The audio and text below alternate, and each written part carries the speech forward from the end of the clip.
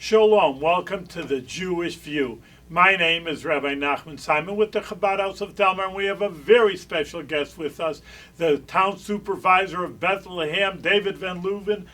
Welcome to the Jewish View. Happy to be here. Well, we had you on before, but everything's always new in the town of Bethlehem. There's always some new news, so we wanted to just catch up on the report here. I guess one of the bigger issues, again, this is the Jewish View concerning the Jewish community, was there was a whole rabble-rousing idea of these protests, and actually here where the studio is in the Bethlehem Library, that they allowed a speaker who was to be anti-Semitic or anti-Israel, which maybe is the same thing anyway. So there was very protest about that. You want to talk about it? I think Bethlehem treated it the proper way. Well, the Bethlehem Library is independent of the town of Bethlehem, so that wasn't a situation that the town of Bethlehem had authority over. Rather, we were monitoring it from the outside in the context of whether there were going to be any threats of disturbances or any threats to the Jewish community or others in the community as a result of this speaker. Well, you know that it's really actually a national then international idea. There's so much anti-Semitic acts going on, and you know, people read the news and could happen anywhere, and all these crazy violences that happen. I mean, you have Pittsburgh in the middle of a synagogue. I mean, so no one's really fully protected. It's such a beautiful area, Bethlehem, to say the least. But you know, anything could happen, and I know people were nervous about that.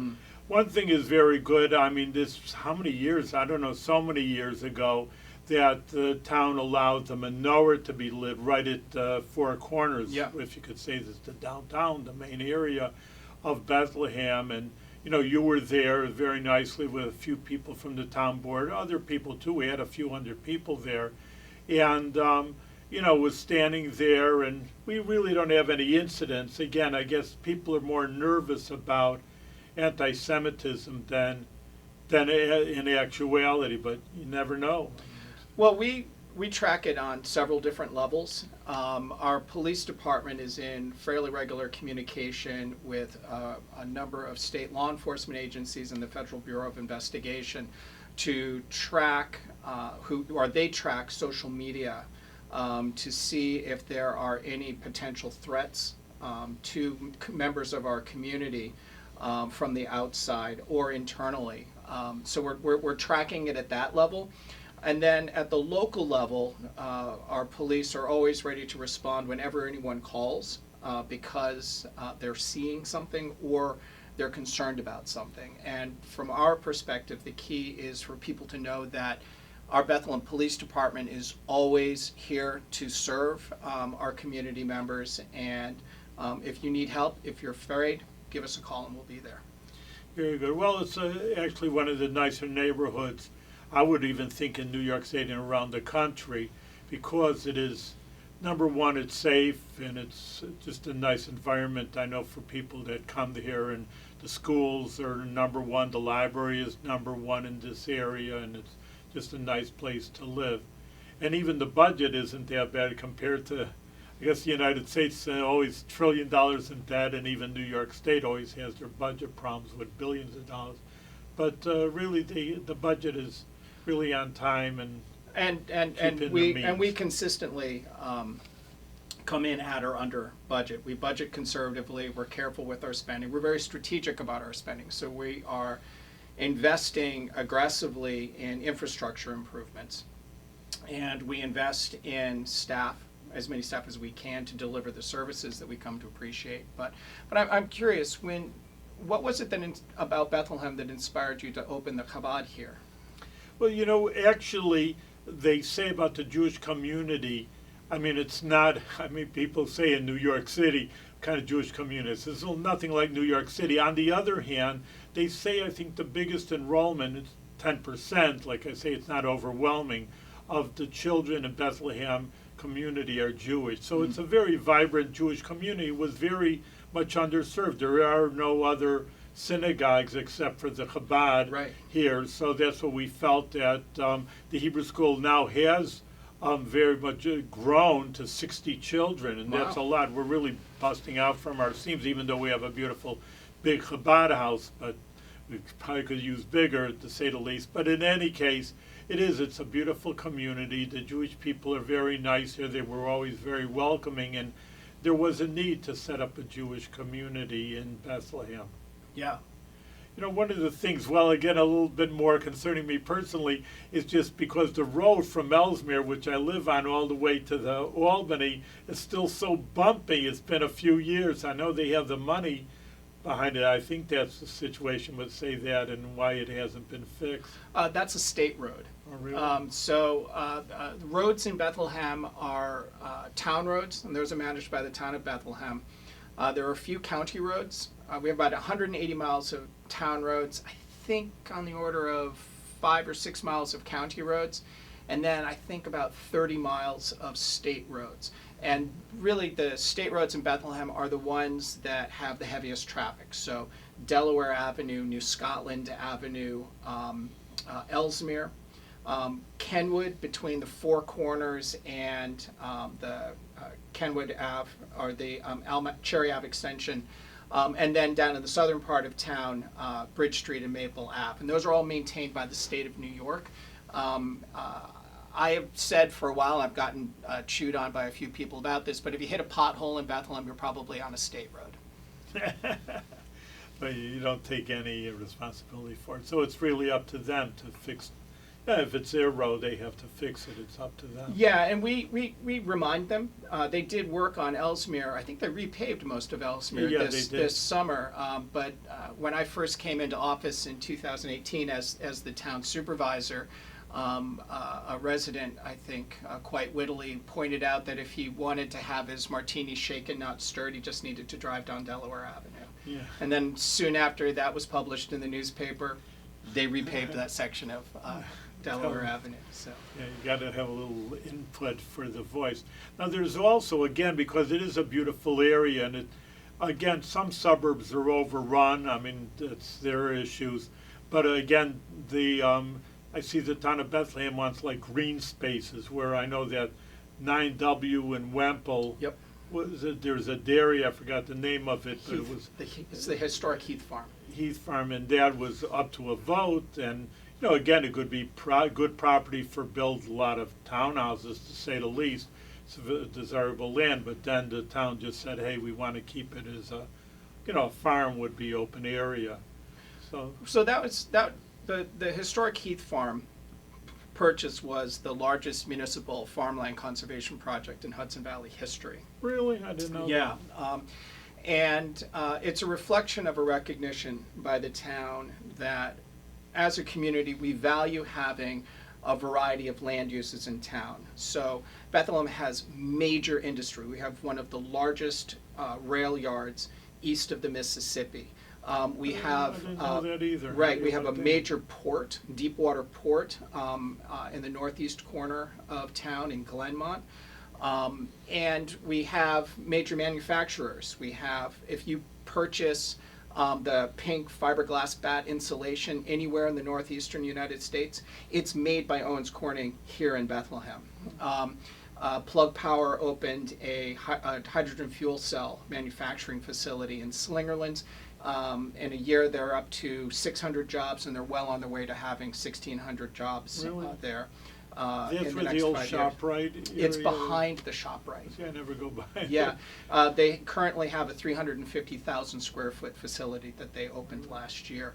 But we also have lovely suburban neighborhoods, but people also appreciate that our community has forests and fields, and we're not just built out.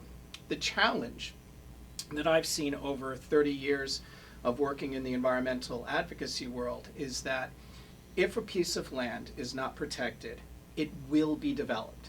It might be developed in 5 years, it might be in 50 years, but at some point it will be developed. And that's always traumatic for a community because, in my experience at least, people assume that because a property has been green for as long as they can remember, it will always be green.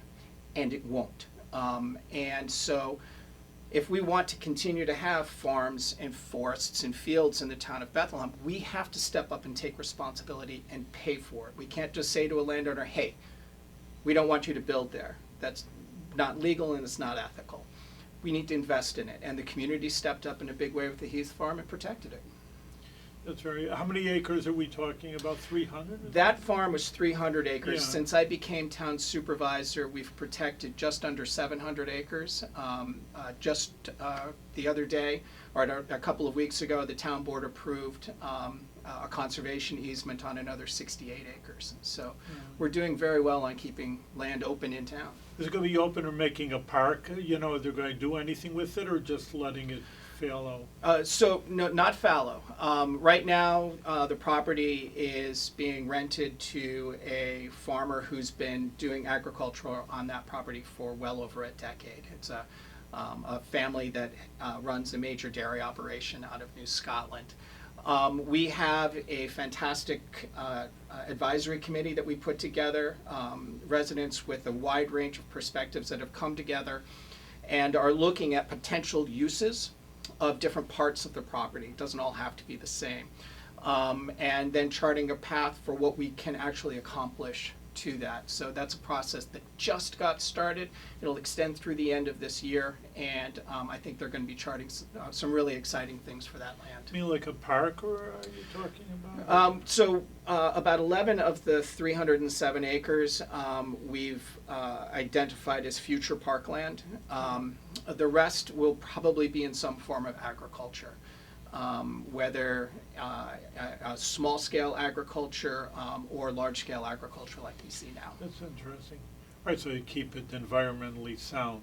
I know there's another area, used to be the golf course, help me out here, it's just down Bush, that the town bought that out, didn't they? So that was purchased, I think about 15 years or so ago. That's called Colonial Acres. That's it, yeah. Yeah, that was purchased by the Open Space Institute and transferred to the town. We contracted a person to operate it as a golf course, but that really didn't work out too well. Really, was the town of Bethlehem was running it? I didn't know. It was being run by a contractor that we hired to do it. That didn't work out. I thought it was private. My grandson came to town. He wanted to play golf. I says, "All right, there's a golf course." So that's you can play disc golf there now. But now that's just a park. But we have two golf courses in town. We have the Normanside Country Club, which is in Ellesmere, and we also have Hidden Meadows Hidden Meadows Golf Course, which is a lovely 3-par course in Glenmont.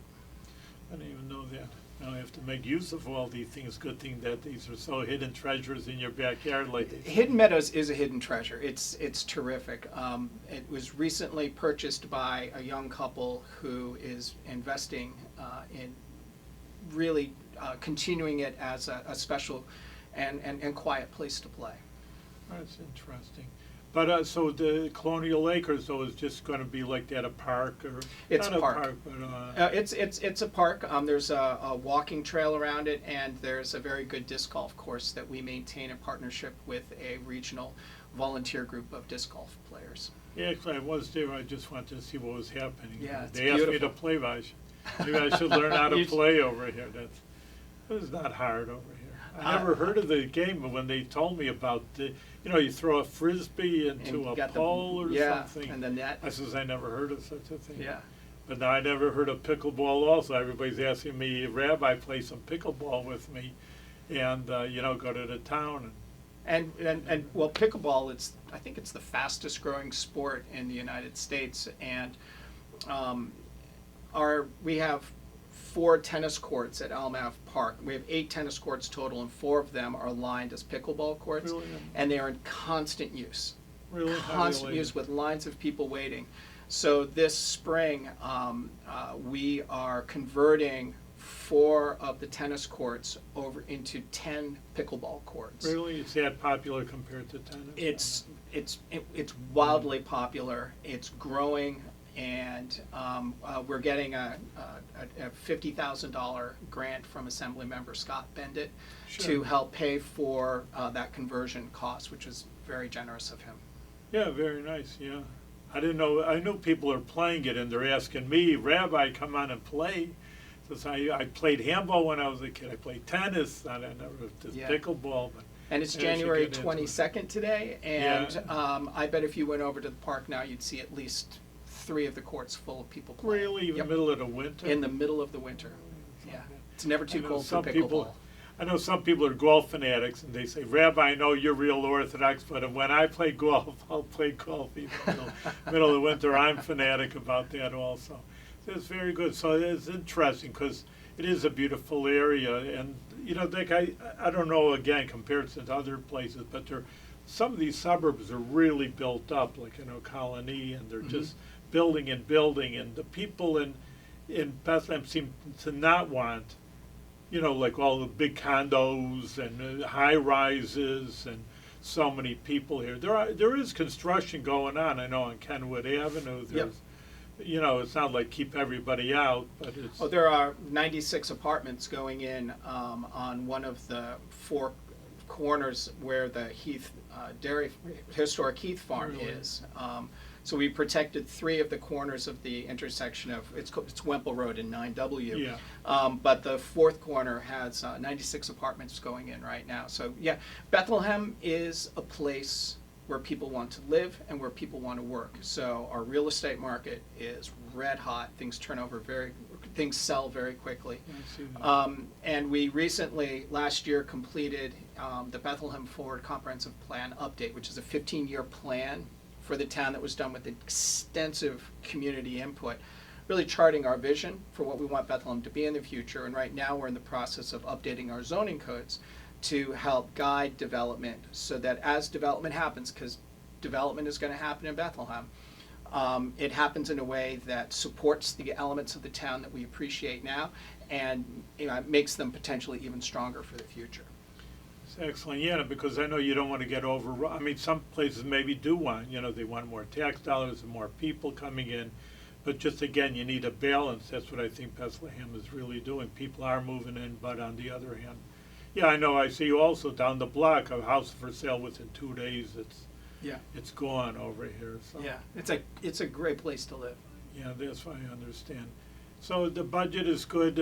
The crime is any issues now? Sometimes that they, with the police or anything, it's more the suburban and people don't have issues with crime, do they? I mean, I don't know. So I'm giving my State of the Town speech Right. tomorrow, and so We're getting a preview over here. a little touch of it. One of the things I like to do is Bethlehem by the numbers, and it's just trying to give some metrics to give people a sense of the many services we get in Bethlehem. And in 2023, our police department drove about 3,100 miles. That's twice around the earth and then to the moon, all in 1 year in Bethlehem. So our police are out and about, I think they responded to about 44,000 incidents. But incidents range from everything from calls for help on because of a suicide concern, domestic violence, shoplifting, a bat in your bedroom, you name it, they're there for it. We have relatively low crime rates in Bethlehem, knock on wood. I think that's because we have an excellent police force and we have excellent schools and we have a very strong community that treats each other well. A few people actually asked me that. I go to Walmart myself, so I'm not putting it down, but they just say, the shoplifting, which is a very big issue. I think nationwide you read these stories, and they say, well, the police are so busy, taking care of them that, I mean, I don't know, not taking care of other people, but, it's just become a burden on the police department, these big stores. Yeah, the Walmart is definitely one of our higher users of our police force, unfortunately. Sadly, the patterns we're seeing nationwide about shoplifting from stores is really disturbing. We haven't had any stores that I know of closed because of shoplifting. I've heard that used as an excuse in other places in the Capital District. Whether that's true or an excuse, I can't say. But our stores are doing very well, happily. But I see again back to the Delaware Avenue. This is going on for a few years that they're saying they're fixing it, not fixing it, and then some of the shop people tell me, it's like they think that once it's going to be fixed, it's going to be 6 months and there won't be any traffic, and so I see a few stores on Delaware Avenue are like empty. I don't know. Again, I don't have statistics if their business went down or they're just again scared of what's going to happen, but. I don't know if it's that. Once it happens, it'll probably be a beautiful shopping area with new sidewalks. That's what they're. Well, that's what we're planning. trying to do. So a couple of years ago, there was a traffic calming initiative proposed for the eastern portion of Delaware Avenue, that commercial corridor there. Right now, it's 4 lanes wide, 40 miles an hour. It's scary to make a left turn. Because you don't know who's coming up behind you and whether they're paying attention or not. There was a proposal to make some changes to the traffic pattern to slow everyone down. That was very narrowly defeated. I think it was 51% to 49%. And so we are rebooting and looking at other ways to try to calm traffic so we can lower the speed limit to 30 or 35. It'll still be 4 lanes, which is not ideal. We're trying to work with DOT to put in some stoplight measures that will allow us to have road crossings. Because right now, the 2 places you can cross on Delaware Avenue down there are half a mile apart. And so we want to better connect the rail trail to those businesses with some sidewalk improvements. So we're working on it. You talk about the rail trail, another beautiful idea, which is it's just a few years old. I mean, time flies by me. Yeah. But I've gone on it, do a little exercise. It's just right in the middle of town. Yep. It's like in a way an escape. You're just think that you're nowhere. It's a beautiful idea. That again, the town used some old railroad tracks and made it into something that's usable for the community, something beautiful and scenic. Well, to give credit where it's due, the town very strongly supported that, but it was Albany County that invested in creating the rail trail, and that has done such a terrific job managing it. County Executive Dan McCoy has really made it a priority for his team, and you can feel it when you're out walking on it. It's 9 miles long. It goes from Albany all the way out to Voorheesville. And then the Mohawk Hudson Land Conservancy is a local nonprofit, and they have volunteers who every week walk the trail and help pick up trash and keep it clean. I didn't even know this. Yeah, and they also have a committee. It's called Art on the Rail Trail, and they are actively working to put murals and do art exhibits along the trail, just to add a little more visual interest to it.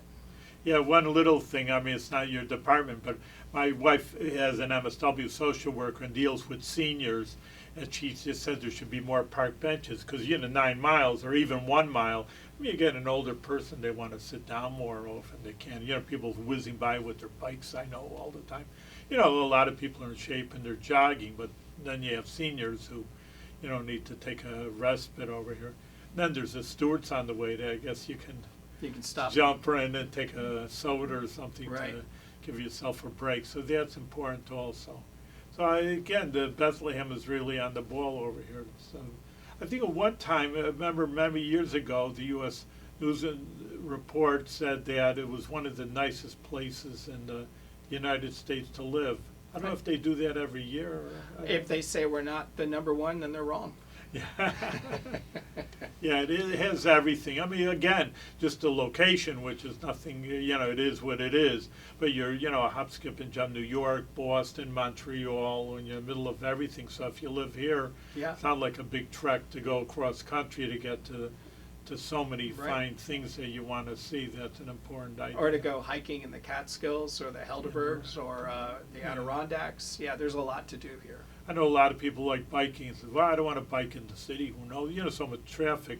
Within a mile outside the city, you're almost nobody's around. And it's beautiful. You don't have to. So that I know the water department was an issue, wasn't it, many years ago, that we have the water of Albany on our land, don't we? Isn't that? There is a filtration station in the southern part of town. So Bethlehem delivers about 1.6 billion gallons of Yeah. water every year to about 12,000 customers.